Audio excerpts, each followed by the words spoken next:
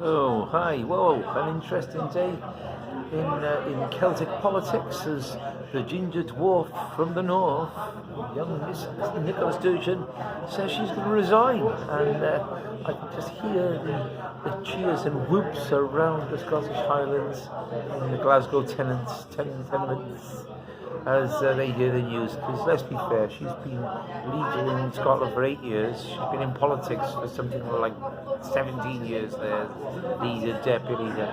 And the records that she has left is rather appalling. Sort of mirrors what we've got here in Wales. And somebody asked a question, what has she achieved in those 8 years? Well, I'll tell you what she has achieved. She's achieved the worst drugs problem, the country with the worst drugs problem in Europe.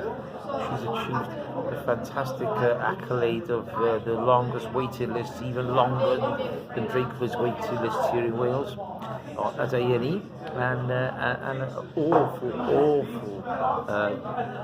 performance of the Scottish Health Service, which is in general in much worse state than Wales and England put together. And then, of course, she hasn't done particularly well on education. Scottish people are faring the worst on the Opta statistics, and you've got obviously, every statistic you look at it is just what has she achieved? What has she achieved? What she has she achieved? She's managed to put a man with a penis into a woman's prison, a man who has previously raped women. She managed to do that. That was great. Well done, Nicola. You couldn't quite identify him. I'm sorry. He transgend, and then she brought this ridiculous bill, which ultimately was her downfall, without doubt. She misread the situation. Her popularity has gone down. One of the things she's achieved is she's buggered up Scottish independence, because although it was gathering some nice pace under Alex Salmond, and she did some good work early on, but with her stupid woke policies, she messed it up, and so now most people in Scotland realise that the People's Republic of Jokistan is never going to happen, because she tried to turn it into a woke socialist, communist, Marxist state. And I'm sorry, the people, Scottish people, enjoy making money, they enjoy drinking, they enjoy enjoying life, and they don't want to be told what to do. They certainly don't want to be told that you have to have men going into women's changing rooms, that sort of thing. The Scottish people are a brilliant race. They love life, they enjoy life, they work hard, they're good, traditional working men. The Scottish National Party veered away from that. And of course, in Wales now, you have to think that's the liberal princess down in New Zealand has fallen, Justine Jardine. The woke policy stopped working there. People got fed up with them. The ridiculous lockdown policies for her and Nicola Sturgeon and Mark Drakeford have imposed on us far over the top. They weren't popular. So these three woke characters from some Dickensian novel are all on the slide, and you can see wokeism failing around the world as people understand, as certainly with the pressures we are under, that the last thing we want to worry our little heads about is the climate change con, and whether a man is a woman, a man's a man, or a woman is a man, and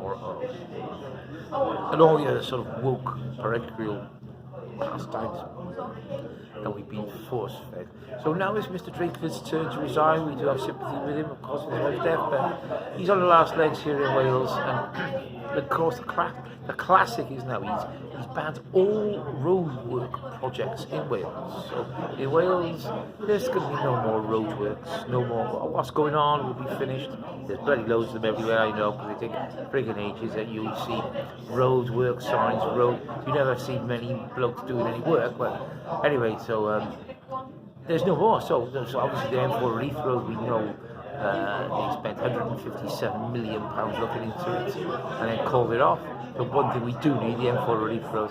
But now there's all other projects, really important projects, like the third crossing over to Anglesey, and the other major road structure, all cancelled because he wants his cycle lanes and his green agenda, and also, of course, the major push to make all the roads 20 miles an hour outside motorways. He's anti-motorist. The Welsh government are anti-motorist. Plaid Cymru will hang on to their tails and back them all the way.